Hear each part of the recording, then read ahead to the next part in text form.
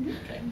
There I was, sitting in the Kaysville theater next to the cutest girl in the entire school, watching the movie Eclipse.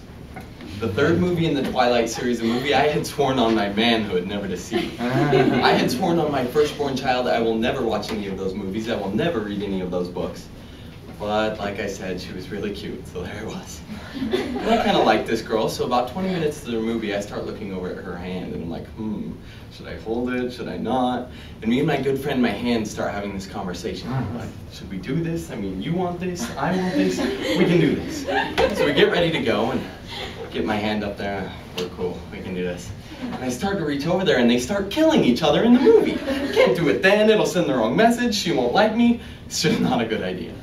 So I wait a little bit longer and regain my courage and get ready to go again. I mean, second time's the charm, right? But this time, Edward and Bella start, well, I'm not going to go into detail, but I am not going to do it then.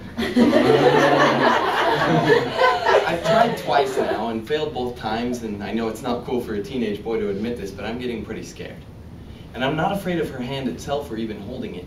I'm afraid of what might happen if I do. I'm afraid she'll scream and run out of the theater. I'm afraid she'll stop talking to me. I'm afraid to fail. And just when I'm about to give up, just when I'm about to tell myself I can't do it, I realize something, and I tell myself, Jake, if you don't do this now, you're going to regret it for weeks, and you're going to beat yourself up over it tonight, and I just do not want to go through that. So I'm like, okay, and I wait for an appropriate scene to come along, finally. And I start to reach over there, and it was like the longest reach of my life. It was like,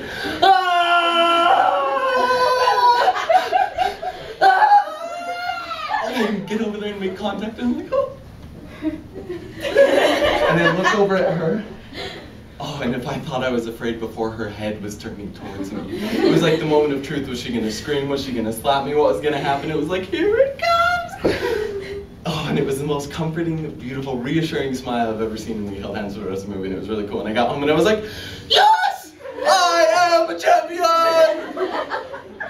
Now, this story portrays what I think to be one of the biggest problems in today's world. And I say today's world, but this isn't just today's problem. This was yesterday's problem, and if nothing is done, it will become tomorrow's. Fear. In his first inaugural address in March of 1933, FDR describes fear as nameless, unreasoning, unjustified terror, which paralyzes needed efforts to convert retreat into advance. It stops us from advancing on those things we need so badly to do. Keeps us from trying, from taking chances. At that movie, I was terrified, and it was that fear that made me hesitate for so long. It was that fear that made me argue back and forth with my hand for so long. Now, FDR told us what fear does, but what is fear? According to dictionary.com, fear is a distressing emotion aroused by impending danger, evil, pain, etc., whether the threat is real or imagined. Now, all of us are born with, or at least develop some common fears as children, such as fear of the dark, fear of bees or spiders, fear of heights, public speaking, talking to girls, or touching feet. Now, some of these fears we grow out of, like fear of the dark, and others we never do, like fear of public speaking. Some of these fears are very irrational, like fear of feet, and others are very rational, like fear of talking to girls. Now, we could go on for days talking about our different fears, but today I want to talk to you about just one. One I had to face at that movie, and one we all have to overcome in our everyday lives. Fear of failure.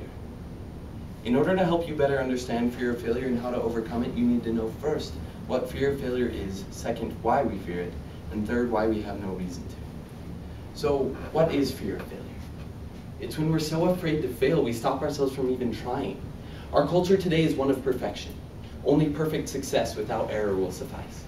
In order to maintain your title of being successful, you must reach every goal, every success, without ever making a mistake you can't hide or blame on someone else.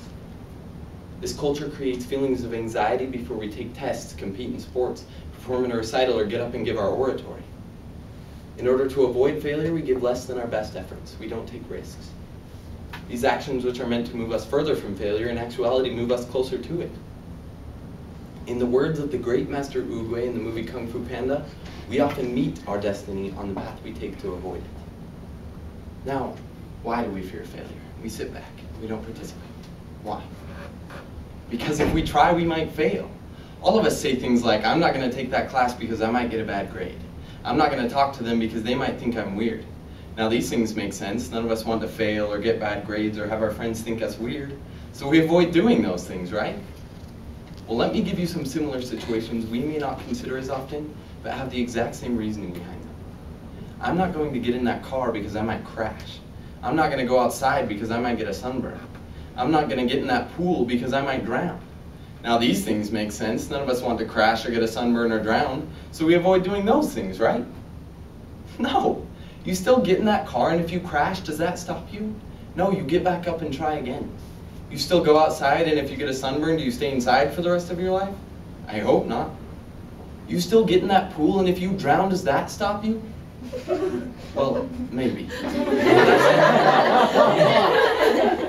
That's not the point. You try and fail and try again. If you get a bad grade in your class, you try harder the rest of the year.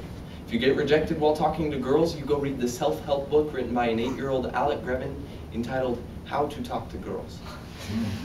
Now, why shouldn't we fear failure? Well, let me ask you another question. Where would we be if Thomas Edison had been too afraid to fail? Where would we be if our founding fathers forming a new nation had been too afraid to fail? Where would we be if Martin Luther King Jr. and every African American of his time had been too afraid to fail? All of these people tried, and all of them had their failures. They knew the odds were against them and their chances of failure were high, but they kept going because they were not afraid to fail. Thomas Edison once said, "I've never failed, I've just found 10,000 ways that won't work." He said this because he knew the value of failure. Failure is both inevitable and essential. It can bolster the motivation to overcome the obstacles that caused that failure.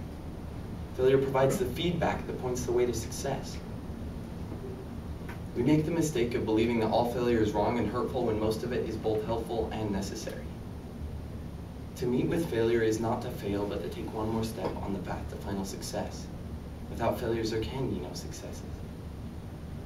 There is an old English proverb that says, "He who never makes mistakes never makes anything."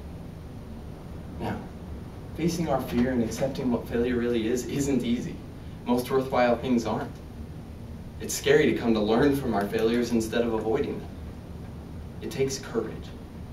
And courage is not the absence of fear, but the ability to face it. It takes courage to try and to fail and to learn from it. Because if you haven't failed, you haven't tried. And if you haven't tried, you haven't lived. John F. Kennedy once said, "Without belittling the courage with which men have died, we should not forget those acts of courage with which men have lived." I ask you to have the courage to live.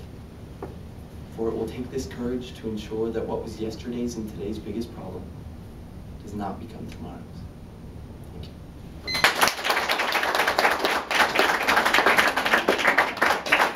Where's the time on that? 7:57.